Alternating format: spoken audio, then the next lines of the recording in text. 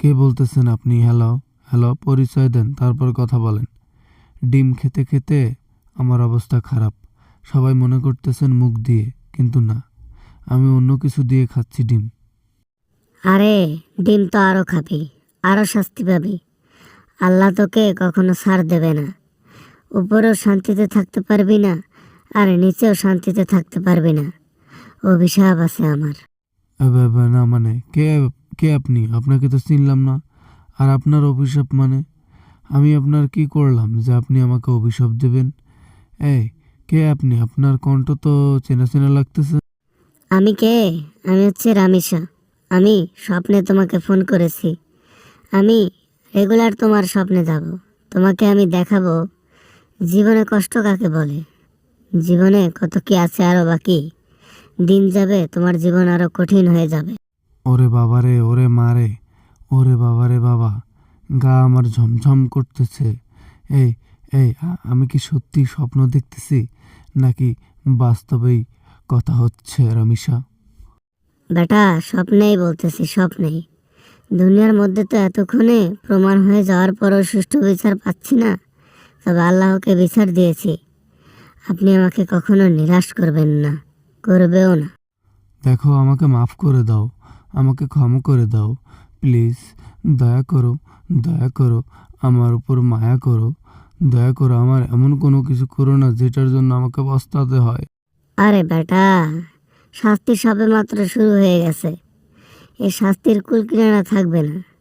আর আল্লাহ তাআলার কাছে যখন তুমি চলে আসবা, শাস্তি তখন শুরু হবে আমার মনের মতো করে। না মানে,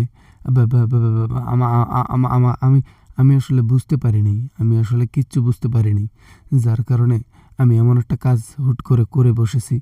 আমাকে ক্ষমা করে দাও প্লিজ। ক্ষমা? কিসের ক্ষমা? কোনো ক্ষমা চলবে না। আমিও তোমার কাছে আকুতি মিনতি করে বলেছিলাম, ছেড়ে দাও, আমাকে ছেড়ে দাও, কিন্তু তুমি কি আমাকে ছেড়ে দিয়েছিলা?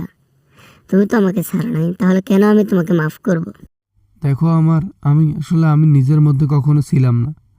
আমি একটা খারাপ মানুষ, সবসময় খারাপ কাজ করে গেছি। ভাবতে পারিনি এমন একটা বাজে কাজ করব যেটার জন্য আমার বউ এবং আমাকে পস্তাতে হবে। পস্তাবা তো, আরো পস্তাবা। আরে, দুনিয়ার শাস্তি তো কম, আখেরাতের শাস্তি হচ্ছে মেইন শাস্তি। এই শাস্তির কোনো কুল কিনারা থাকবে না। জাহান্নামে সারা জীবন কেটে যেতে দিতে হবে। না না না, এমনটা করো না।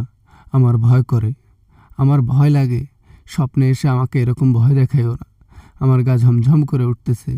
আমাকে প্লিজ মাফ করে দাও, মাফ করে দাও। আমার বাবার বুক খালি করে দিলা। আমার নিষ্পাপ মন, সেটাকে নষ্ট করে দিলা। আমার জীবনটা ধ্বংস হয়ে গেল। আর তুমি এখন বলতেছো, কান্না করতেছো স্বপ্নে, তাও আবার মাপ চাচ্ছ? না মানে, তাছাড়া কি করব আমি? আমি যা ভুল করেছি, কখনো তোমার সাথে দেখা হবে না, তোমার কাছে পাও ধরে মাপ চাইতেও পারবো না। তাই স্বপ্নে যেহেতু তুমি এসেছো, স্বপ্নেই আমাকে মাফ করে দাও প্লিজ। Good bye. মাপ আমি জীবনেও করব না। এর শাস্তি শুধু একমাত্র আল্লাহ তাআলাই দেবেন। দুনিয়ার বুকে তো শান্তিতে থাকতে পারতেছেন, যখন আল্লাহ তাআলার কাছে আসবেন, শাস্তি আপনাকে পেতেই হবে। এটা আমার অভিশাপ, এটা আমার চাওয়া আল্লাহর কাছে। আল্লাহ তাআলা আমাকে কখনোই নিরাশ করবেন না। খোদা হাফেজ।